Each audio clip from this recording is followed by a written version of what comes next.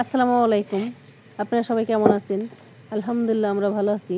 আজকে রান্না করব যে পালং শাক আর আলু দিয়ে দেখেন আমি সুন্দর করে কেটে নিছি। কেটে একবার ধুয়ে নিছি আর এখন যে কড়াইতে পানি দিয়েছি হালকা একটু, এর মধ্যে দিয়ে দিয়ে একটু ভাপ দিয়ে নিব, যাতে এক্সট্রা যে পানিটা থাকে ওটা যাতে চলে যায়। দেখেন এই যে বলক চলে আসছে, এখন আমি একটু নেড়ে দেবো। দেখেন পানিটা প্রায় চলে গেছে আর হালকা একটু সিদ্ধ করে নেব আমি। এই শাকটা খেতে কিন্তু অনেক মজা লাগে, অসাধারণ দেখেন, আর সবুজ সবুজ থাকে। আর আলুগুলো দিলে বেশি মজা লাগে। আলু দিয়ে এরকম কে কে শাক খেয়েছেন বলবেন। আর এখানে একটু লবণ দিয়ে দিলাম, যাতে আলুর মধ্যে আর শাকের মধ্যে একটু লবণ ঢুকে যায়। দিয়ে একটু নাড়াচাড়া করে আমি পানিটা ঝরাই নিব। এটা কিন্তু খেতে অসাধারণ লাগে। আর আলুটা 50% সিদ্ধ হয়েছে, পুরাটা সিদ্ধ করবো না, কারণ ভাজতে গেলে আবার আর সিদ্ধ হয়ে যাবে। দেখেন এখন পানিটা ঝরাই নিলাম, ঝরাই নিয়ে আলুটা দেখেন এই যে 50% সিদ্ধ হয়ে গেছে। এখন আমি ভেজে নেব। এটা এই শাক ভাজিটা কিন্তু একবার ইজি। আর এই যে কড়াই দিয়ে দিচ্ছি চুলায়, কড়াইতে তেল দিয়ে দিচ্ছি, দিয়ে এই যে রসুন দিয়ে দিলাম। রসুনটা ছেঁচে নিচ্ছি, রসুন ছেঁচাটা একটু বাদামি কালার করে নেব। বাদামি কালার করে নিলে গ্রানটা বের হয়, আর এত সুন্দর গ্রান বেরোচ্ছিল। দেখেন প্রায় বাদামি কালার হয়ে আসছে। এই রসুনে কিন্তু শাকে কিন্তু রসুন লাগবেই। বাদামি কালার হয়ে গেছে। এখন এখানে পেঁয়াজ মরিচ দিয়ে দেবো। পেঁয়াজ মরিচটা দিয়ে, পেঁয়াজ আর মরিচটা কিন্তু একটু বেশি লাগবে, যেহেতু শাকে কিন্তু মরিচটা একটু বেশি লাগে। ঝাল ঝাল না হলে ভালো লাগে না।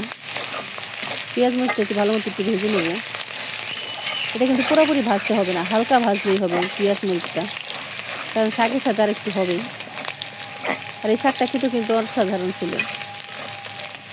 আপনার বাসায় ট্রাই করতে পারেন এরকম আলু দিয়ে কিন্তু শাকটা ভালোই লাগে। হালকা একটা ভাজা হয়ে গেছে।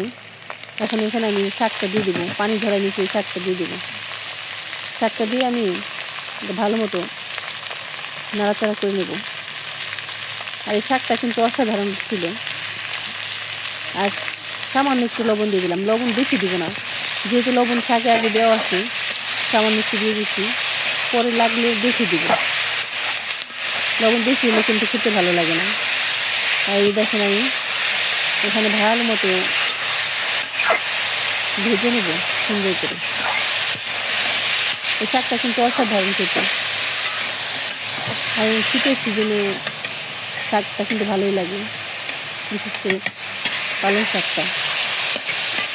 দেখেন যে পানি আছে না, পানি পানি থাকবে না, একবার ভালো মতো ভেজে নেবে। দেখেন এই যে ভালো মতো ভাজা শেষ আমার। দেখেন ভালো মতো একবার ভাজা হয়ে গেছে শাক ভাজিটা। এখন আমি নামিয়ে নেব। এটা নামানোর আগে একটু ধনিয়া পাতা ছিটাই দিলাম। ধনিয়া পাতা দিলে কিন্তু একটু গ্রান আসে এক্সট্রাভাবে, খেতে ভালো লাগে। শাকে এরকম কে কে ধনিয়া পাতা খাইছেন বলবেন, আমাকে কমেন্টে জানাতে পারেন। এখন শাকটা আমি নামিয়ে নেব। দেখেন এই যে শাকের ফাইনাল লুক কি সুন্দর আসছে। দেখেন শাকটা কিন্তু সবুজই রয়ে গেছে। আর এখানে যে আমি নামিয়ে নেব, দেখেন কালারটা কত সুন্দর আসছে। আর যেমন কালারটা সুন্দর তেমন খেতেও কিন্তু অসাধারণ। এই শাক দিয়ে ভাত খাওয়া যায়, আর কোনো কিছু লাগে না। এরকম শাক যদি হয়, ভাজি হয়, সেই লাগে, অসাধারণ লাগে দেখতে। দেখেন কি সুন্দর হয়েছে।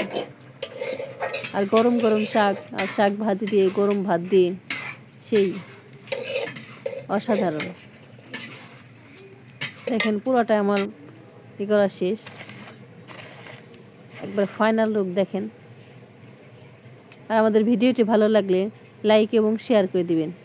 আর যারা নতুন দেখেন তারা আমাদের চ্যানেলটাকে সাবস্ক্রাইব করে দিবেন, আমাদের সাথে থাকবেন। আল্লাহ হাফেজ।